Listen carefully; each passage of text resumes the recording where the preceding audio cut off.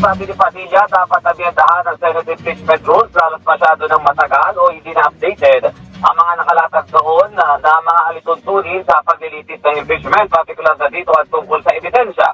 Ipinahubayan naman ng senador na kaalyado ng PDP laban kay Escudero o kay Senate President Tito Escudero ang desisyon hinggil sa mga panawagan sa Senado na simulan na agad ang impeachment trial laban kay Vice President Sara Duterte. Tiniyak ni Padilla na nakahanda siyang tumugon sa kung anong magiging pasya rito ng mayorya ng mga senador at liderato ng Senado. Nandun yung sinabi sa balita. Gusto raw repasuhin ni Robin Padilla yung rules on impeachment, particularly on the rules of evidence. Bakit? Alam nyo mga kotsero, yung rules of evidence po ng impeachment court, if I'm not mistaken, was lifted from the rules of court. So ang gusto ni Robin Padilla, papakailaman niya yung rules on evidence. Kasi mga kotsero, tulad po ng regular na kaso, ang makakapag-acquit o makakapag-convict sa isang nasasakdal ay kung gaano katiba yung ebidensya.